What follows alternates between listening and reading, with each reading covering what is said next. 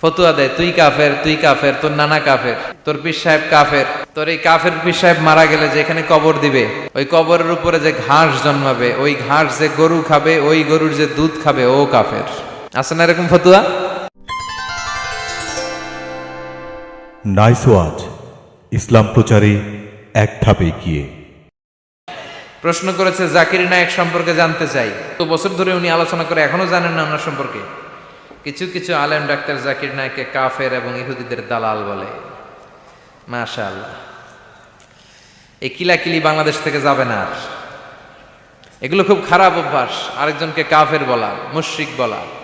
আপনি যদি কাউরে কাফের বলেন, সে যদি কাফের না হয়, আপনি নিজেই কাফের হয়ে যাবেন। ফতুয়া দেয়, তুই কাফের, তুই কাফের, তোর নানা কাফের, তোর পীর সাহেব কাফের, তোর এই কাফের পীর সাহেব মারা গেলে যে এখানে কবর দিবে, ওই কবরের উপরে যে ঘাস জন্মাবে, ওই ঘাস যে গরু খাবে, ওই গরুর যে দুধ খাবে, ও কাফের। আছে না এরকম ফতুয়া?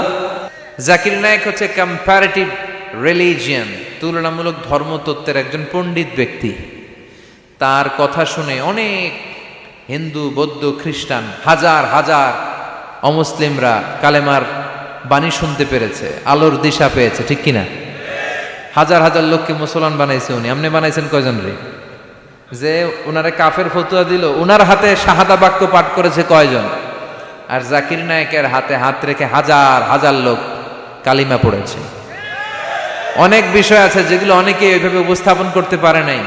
সমসাময়িক বিষয়, কম্পারেটিভ বিষয়, আধুনিক বিষয়, এগুলো উনি কোরআন এবং বিজ্ঞানের আলোকে মানুষের কাছে বুঝিয়েছে। অস্ট্রেলিয়াতে যে, ইংল্যান্ডে যে, আমেরিকাতে যে, আপনি কথা বলতে পারবেন, দাওয়াতি কাজ পৌঁছাতে পারবেন, উনি পারছে। যেটা আমরা পারি না, এটা উনি পারছে, এজন্য সহ্য হয় নাই আমাদের। এই দেশের জাতীয় খেলার নাম কি জানেন? হাডুডু। টাইনে আপনারা নিচে নিয়ে আসবে। এ দেশে কেউ আগাইতে চাইলে আরে উঠতে দেওয়া যায় না, কেউ উঠতে চাইলে ওরা টাইনে নামায়। কারণ জাতীয় খেলা হাডুডু। হাডুডুর নিয়ম হচ্ছে একজন সামনে যাবে আর সবাই ওর ঠ্যাং ধরে টানবে। কথা বলেন? এজন্য এগুলো বাদ দেন। ইসলামের মধ্যে, মুসলমানদের ভ্রাতৃত্বের মধ্যে ফাটল তৈরি না করে ঐক্য প্রতিষ্ঠা করেন। জাকির নায়েকের সব কথাই যে আপনারে মানতে হবে, এটা তো উনিও বলে নাই। ওনার দেয়া কোনো মাসআলা, লিগ্যাল অপিনিয়ন আপনার কাছে যদি ইসলাম সম্মত মনে না হয় বা শক্তিশালী মনে না হয় বা আপনার ভালো না লাগে, যে আলেমের কথা ভালো লাগে কোরআন সুন্নাহর আলোকে আপনি মানেন। কিন্তু ওনার অবদানকে অস্বীকার করার সুযোগ আছে? গোটা বিশ্বব্যাপী ওনার জয়গান। আপনি সূর্যরে ভেটকি মারলে আপনি সূর্যের কিছুই করতে পারবেন না। আপনার ভেটকি আপনার মুখের উপরেই থাকবে। চিল্লায় বলেন ঠিক কি না?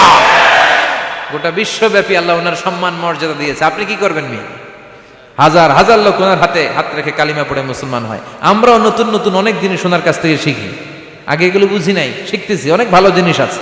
এজন্য যার কাছে ভালো যেটা আছে ওইটা নেন, আর পিছনে লাগালাগি বন্ধ করে দেন। এই হিংসা, এই প্রতিহিংসা পরায়ণতায় জেলাসি আমাদেরকে শেষ করে দিল।